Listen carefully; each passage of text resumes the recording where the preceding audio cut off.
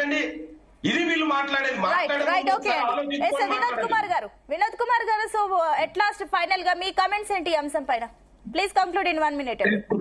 ఏ party అయినా కూడా తన యొక్క విధానాన్ని సమర్థించుకుంటాయి, తప్పు కాదు. కానీ కాకపోతే వాస్తవాలు వాస్తవాలుగానే ఉంటాయి.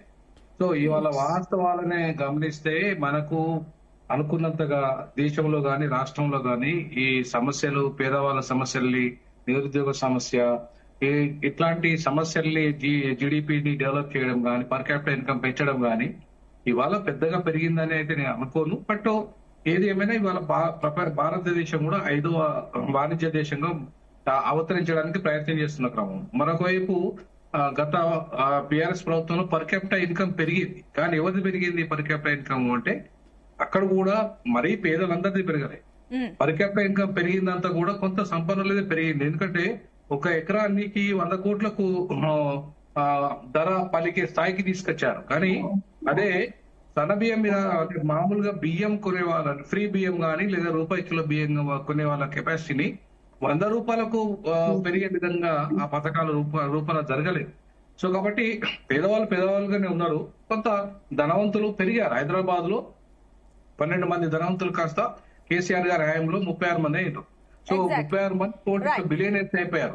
సో ఇప్పుడేంటంటే బిలియనర్స్ ను దృష్టిలో పెట్టుకొని అభివృద్ధి పథకాలు కాకుండా, కార్పొరేట్ రంగాన్ని దృష్టిలో పెట్టుకొని కాకుండా, కామన్ మ్యాన్ ను దృష్టిలో పెట్టుకొని ప్రభుత్వ పథకాలని రూపొందించి వాటిని అమలు చేస్తే బాగుంటది. ఇది ఎగ్జాక్ట్లీ మీరు చెప్పినట్లు వాస్తవాలే. మీరు అన్నట్లు ఈ వాస్తవాలని విమర్శలు, అదే విధంగా రాజకీయంగా చేస్తున్న ఈ అంశాలు ఏవైతే ఆరోపణలు ఉన్నాయో ఇవన్నీ కూడా కప్పేస్తున్నారు. చూద్దాం, ప్రజలు కూడా అంత అమాయకులైతే కారు, వాళ్ళు అన్ని గమనిస్తున్నారు. ఎస్, థ్యాంక్ యూ అండి డిబేట్ లో పార్టిసిపేట్ చేసిన అందరికీ. సో మొత్తం మీద అటు హెచ్సియు భూముల పైన 10,000 కోట్ల కుంభకోణం జరిగిందని కేటీఆర్ కామెంట్స్ చేస్తుంటే దానికి సంబంధించి ప్రూఫ్స్ ఉన్నాయని అంటున్నారు. భవిష్యత్తులో ప్రూఫ్స్ చూపిస్తారా లేదా, దానికి సంబంధించి కాంగ్రెస్ కూడా ఏ రకంగా రియాక్ట్ అవుతుందో కూడా చూడాలి. మరోపక్క నేషనల్ హెరాల్డ్ కేసులో కాంగ్రెస్ పై నిరసన.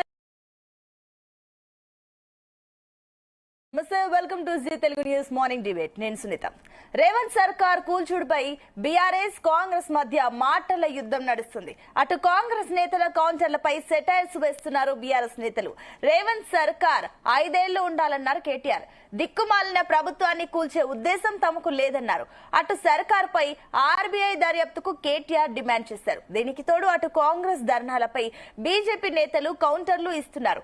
కాంగ్రెస్ పని ఖతమైందంటున్నారు. ఇదే అంశంపై ఇవాల్టి డిబేట్ లో డిస్కస్ చేద్దాం. ఇవాల్టి డిబేట్ లో మనతో పాటు పార్టిసిపేట్ చేస్తున్నారు బీఆర్ఎస్ నాయకులు సత్యవతి గారు, అండ్ అదేవిధంగా కాంగ్రెస్ నాయకులు లింగం యాదవ్ గారు, అండ్ బీజేపీ నాయకులు అల్జాపూర్ శ్రీనివాస్ గారు, అండ్ రాజకీయ విశ్లేషకులు ప్రొఫెసర్ గాలి వినోద్ కుమార్ గారు మరి కాసేపట్లో జాయిన్ అవుతారు. ఎస్, గుడ్ మార్నింగ్ అండి అందరికి. ఎస్, సత్యవతి గారు, సో మీతోనే స్టార్ట్ చేద్దాం. మీతో స్టార్ట్ చేద్దాం. ఇప్పుడు ఏంటంటే రేవంత్ ప్రభుత్వాన్ని 5 ఏళ్లు ఉండాలని కేటీఆర్ అన్నారు. గతంలో కేసీఆర్ కూడా అన్నారు. మొన్న కొత్త ప్రభాకర్ రెడ్డి ఎమ్మెల్యే మాట్లాడిన కామెంట్స్ కి తోడు ఇప్పుడు